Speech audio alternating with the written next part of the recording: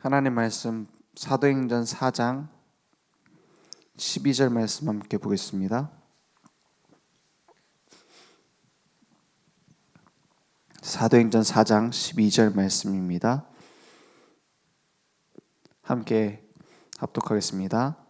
다른 이로서는 구원을 받을 수 없나니 천하 사람 중에 구원을 받을 만한 다른 이름을 우리에게 주신 일이 없음이라 하였더라. 아멘. 좀 베드로가 종교재판 앞에서 한 말입니다. 언제 돌 맞아 죽어도 이제 뭐를 너무 위험한 상황이기도 하고 또 가장 중요한 순간이기도 합니다. 우리가 복음을 증거하는 중요한 순간에 우리가 심각한 문제 속에서 사단은 딱 한 가지를 공격해요. 뭐냐? 복음 아닌 것을 딱 붙잡도록 만들어요. 하나님은 그 순간에, 중요한 순간에 완벽하게 보호하시고 완벽하게 능력을 주세요. 그럼 우리가 하나님이 주시는 복음의 능력 앞에 설 것인지 아니면 사단의 음성을 들을 것인지 중요한 결정을 해야 됩니다. 그런데 오늘 베드로는 연약했던 베드로가 완전히 바뀐 모습을 보여줘요. 그 전에 예수님 십자가에 달리실 때는 3번이나 부인하잖아요. 어린 여자아이가 와가서 막 얘기를 하는데도 자기는 예수를 모른다. 막 저주하고 욕하고 부인하잖아요.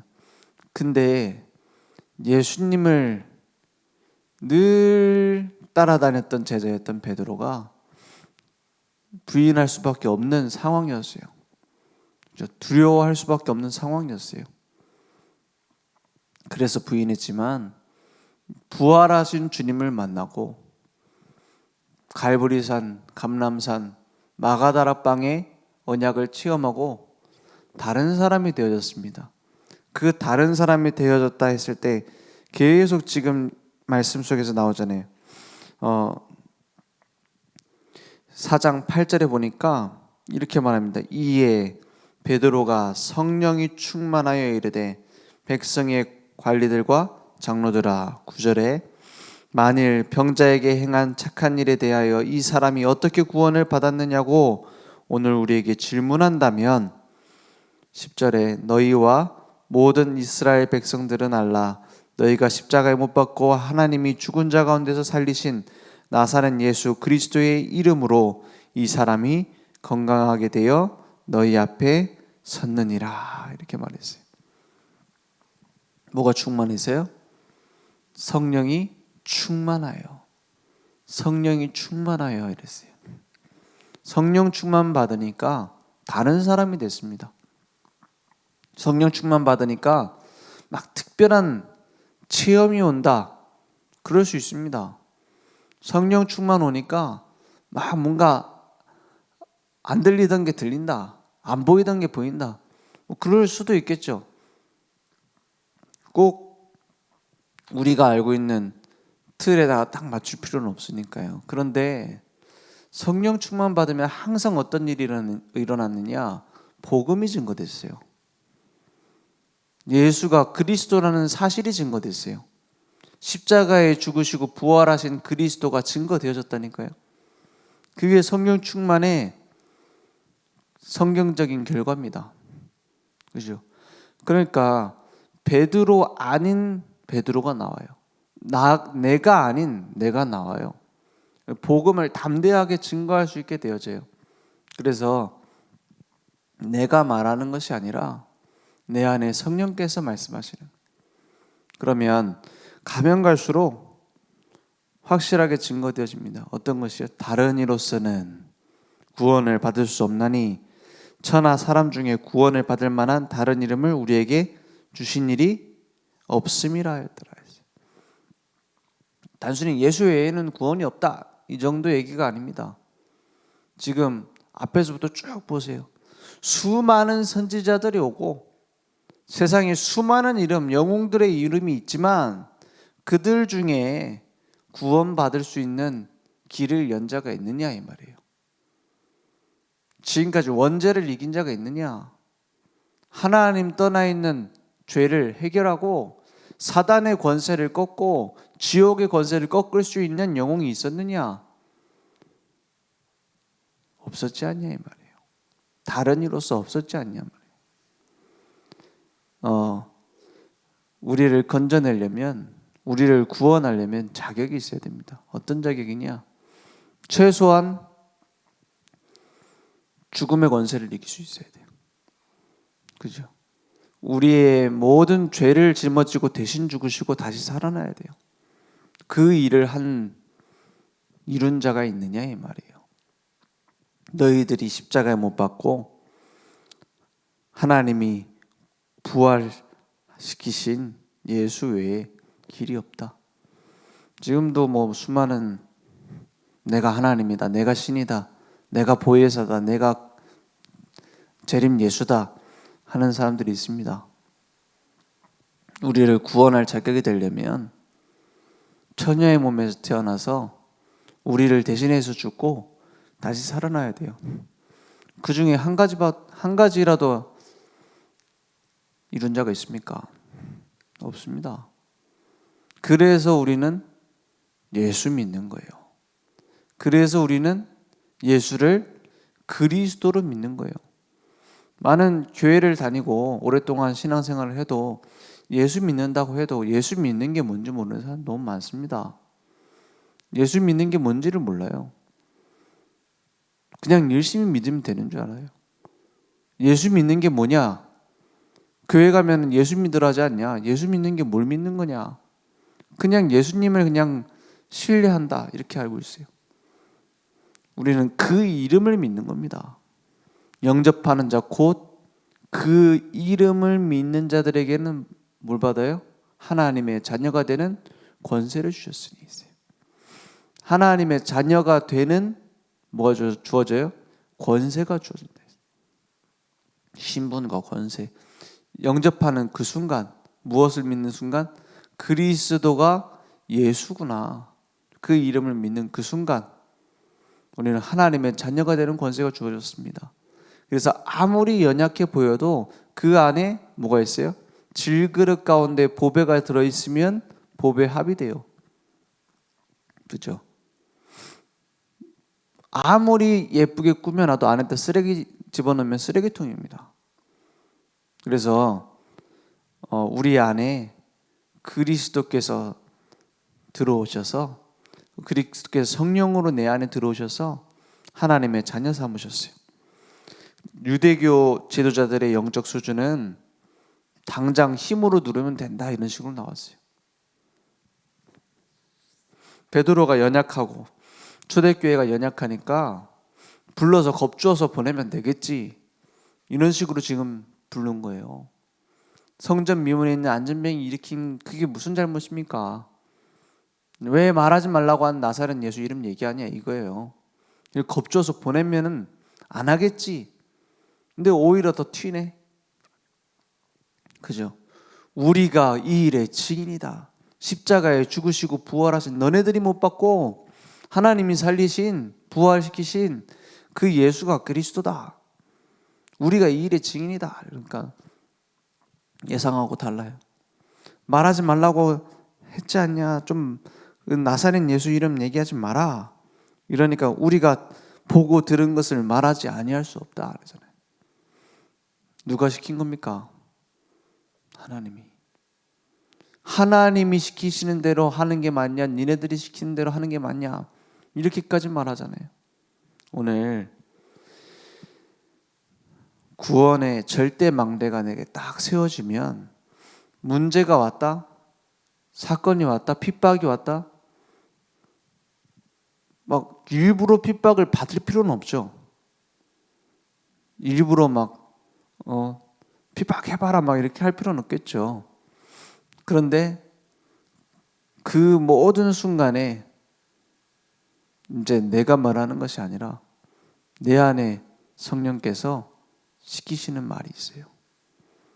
그것을 담대하게 말할 수 있게 돼요. 언제요? 성령의 충만을 받고. 그래서 모든 성령 충만의 결과는 어디로 와요? 오직 성령이 너에게 임하시면 너희가 권능을 받고 예루살렘과 온 유대와 사마리아와 땅 끝까지 이르러 내 증인이 되리라 했어요.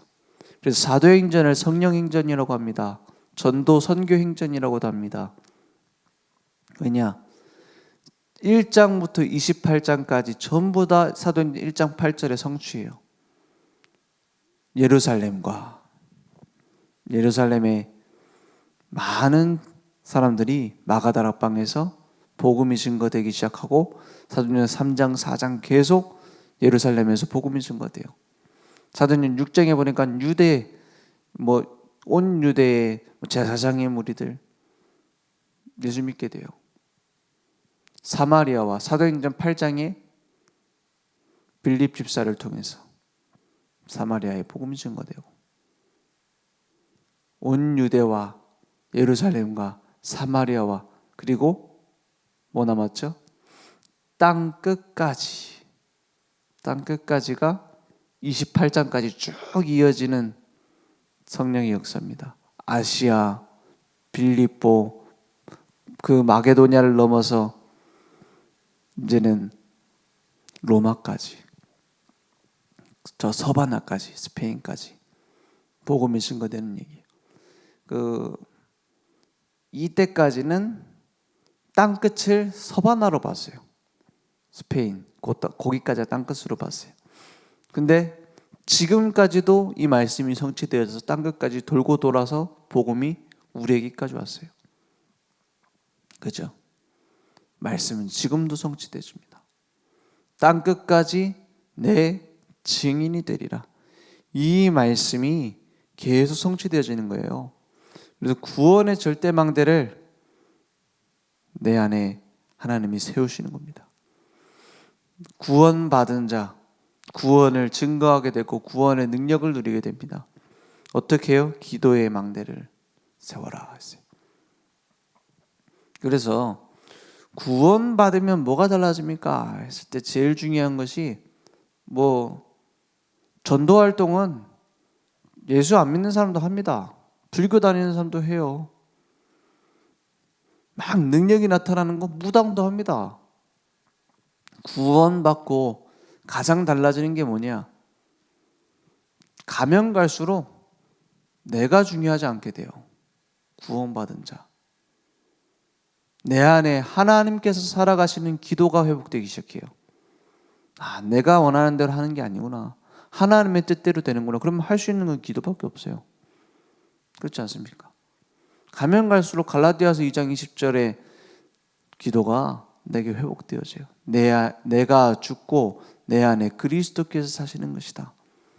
그래서 기도의 망대가 내게 세워집니다. 그래서 모여서 기도하고 내가 앉아서 기도하고 이것도 중요하지만 내 생각이 달라져요.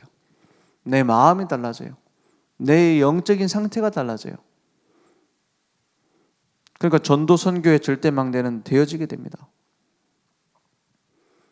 예루살렘과 내 주변에서부터 온 유대와 내 지역 사마리아와 복음 듣지 못한 사각지대에 땅 끝까지 하나님이 나의 평생 땅 끝까지 증인이 되리라 했어요. 되라가 아니라 되리라 했어요. 무엇만 되면? 성령이 임하면, 오직 성령이 내게 임하시면 되리라 했어요. 그 증거가 사도행전 아닙니까? 그 증거가 우리에게 일어날 겁니다. 날마다 내 안에 확인하고 점검하고 결단할 것이 정말로 복음으로 내 삶에 이방인을 살리는 뜰이 있느냐. 이방인이 다민족을 얘기합니다. 또 복음 전혀 듣지 못한 불신자도 얘기해요. 그들에게 복음이 증거될, 그들을 살릴 뜰이 있느냐, 기도의 뜰, 후대들을 위한 뜰이 있느냐 이 말이에요. 이 무슨 뜰이냐면 성막을 처음 만들 때 하나님이 명령하신 거고 성전을 만들 때 명령하신 거예요. 성전에는 늘 이방인들도 와서 예배드릴 수 있는 뜰이 있었어요. 그리고 기도할 수 있는, 그리고 여자들이 오고 후대들이 올 수 있는 뜰이 있었어요. 그 뜰에서 예수님 당시에 뭐 하고 있어요? 거기서 성전 안에 들어가려면은, 성전으로 안에 들어가서 제사를 지내려면은 제물을 바꿔야 되는, 돈을 바꿔야 되는 그런 장사하는 곳을 만들어 놨어요. 그래서 거기서 예수님이 어떻게 했죠? 노끈을 가지고 채찍을 만들어 갖고 막 뒤집어 엎고 막 때려 부수고 막 합니다. 내 아버지의 집을 장사하는 집으로 만들지 말라. 거기가 이방인의 뜰, 기도의 뜰, 후대들의 뜰입니다. 예수님이 제일 많이 화내신 것이 그곳이었어요. 이방인, 그 유대인들이 쫓아와가지고 예수님을 시험에 들게 하려고, 예수님 함정에 빠뜨리려고 수많은 얘기를 합니다.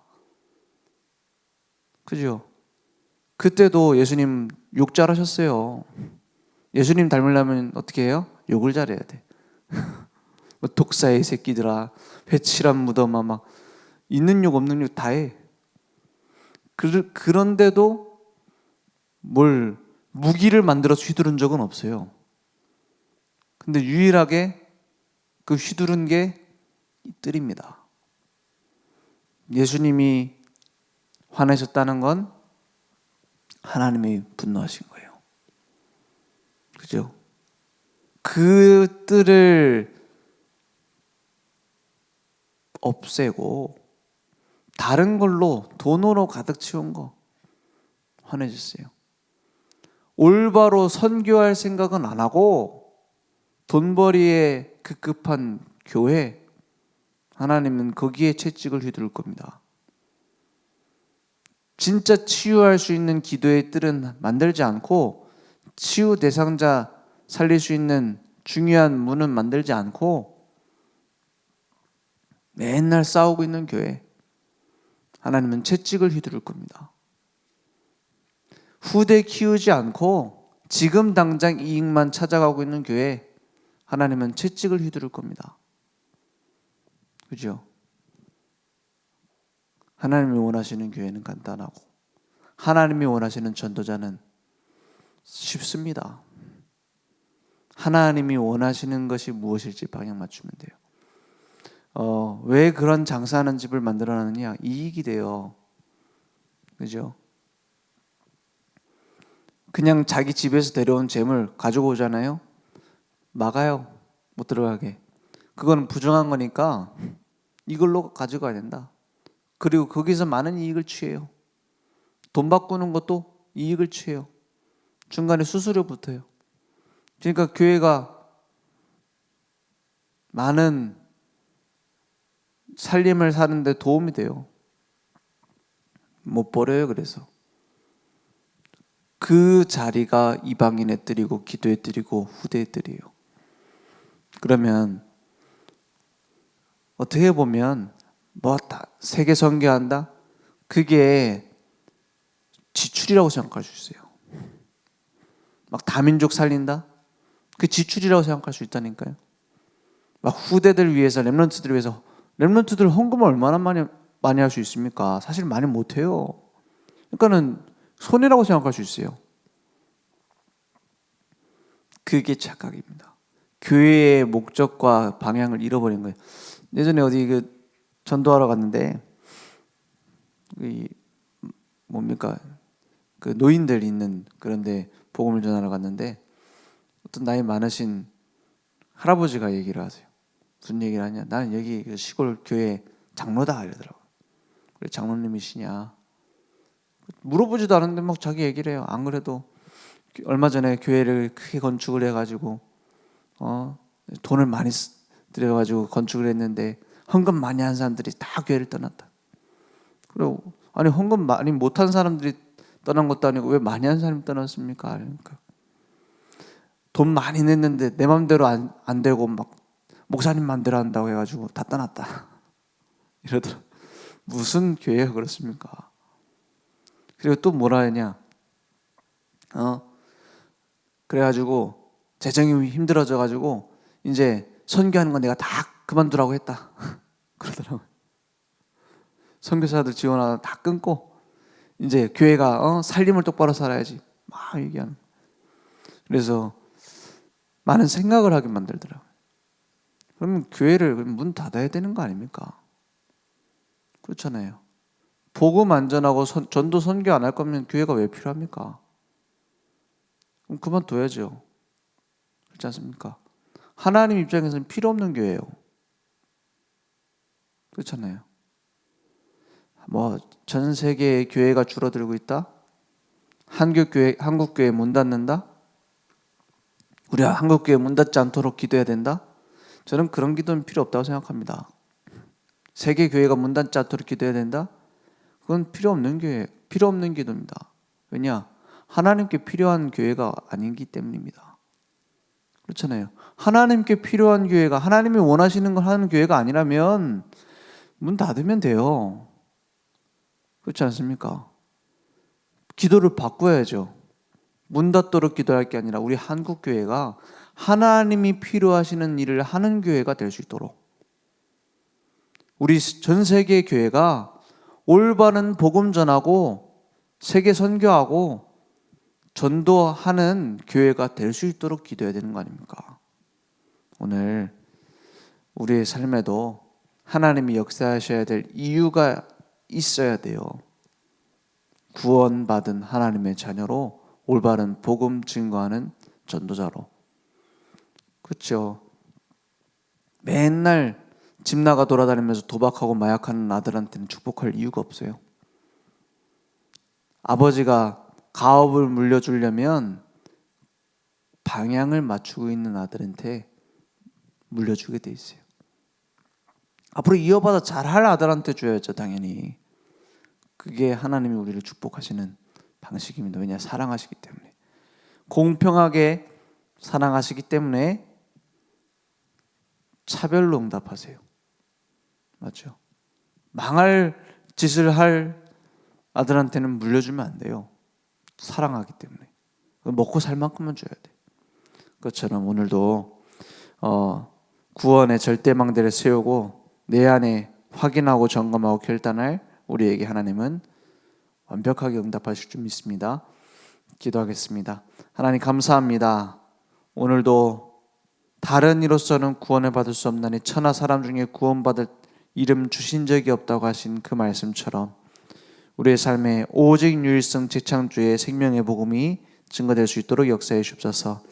지금은 우리 주 예수 그리스도의 은혜와 하나님의 무한하신 사랑하심과 성령님의 내주인도 역사 충만하신 은혜가 오직 복음의 답을 가진 우리 모든 전도자들 머리 위에 온라인으로 모바일로 함께 예배드리며 오직 그리스도의 생명의 복음에 우리의 모든 삶을 드릴 우리 늘 좋은 교회 현장 무대 위에 지금부터 영원토록 항상 함께 있을지어다. 아멘.